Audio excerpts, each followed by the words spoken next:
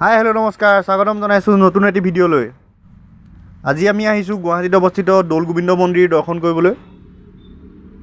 আহক এতিয়া অকণমান দৃশ্য আপোনালোকক মই দেখুৱাই দিছোঁ আৰু এই মন্দিৰৰ উৎপত্তি সম্বন্ধে অকণমান কৈ দিছোঁ। এই মন্দিৰৰ উৎপত্তি সম্বন্ধে কিছুমান প্ৰচলিত কাহিনী শুনা যায়। ইংৰাজৰ শাসন পৰিচালনাৰ পৰা স্থানীয় কিছুমান অভিজাত সম্প্ৰদায়ৰ হাতত শাসনৰ কিছু দায়িত্ব অৰ্পণ হৈছিল।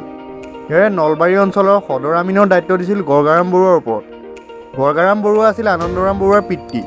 গড়গাৰাম বৰুৱা সদৰ আমিনৰ দায়িত্বত থকাৰ সময়ত এটা আচৰিত ঘটনা ঘটিছিল।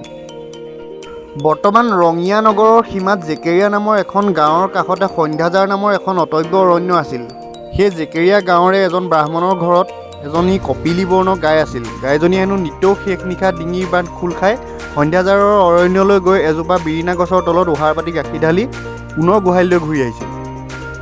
সদৰামীন বৰুৱাই এই কথা গম পাই ৰহস্য উদঘাটনৰ বাবে গছজোপাৰ গুৰিটো খন্দুৱালে আৰু তাতে এভাগ শ্ৰীকৃষ্ণৰ বিগ্ৰহ উদ্ধাৰ হ'ল।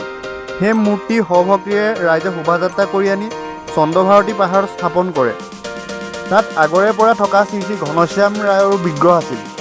তেতিয়াৰে পৰা সেই বিগ্ৰহৰ লগত নতুন বিগ্ৰহৰ পূজা পাতল চলিবলৈ ল'লে। ক্ৰমে দৌল আৰু ফাকুৱাৰ উৎসৱৰ দিন পালেহি। পূজাৰীৰ চিন্তা হ'ল কোনজন বিগ্ৰহক দৌলত তুলিব।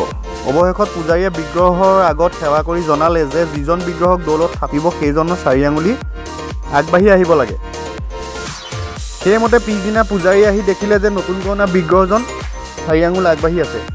এনে ঘটনা দেখি পূজাৰী আচৰিত হ'ল আৰু সেই আচৰিত কাণ্ড দেখি নতুন বিগ্ৰহক স্থাপন কৰা হ'ল দৌলত আৰু তেতিয়াৰ পৰা এই মন্দিৰক দৌল গোবিন্দ মন্দিৰ বুলি জনা যায়। আৰু আজিলৈ আছিল ইমানেই।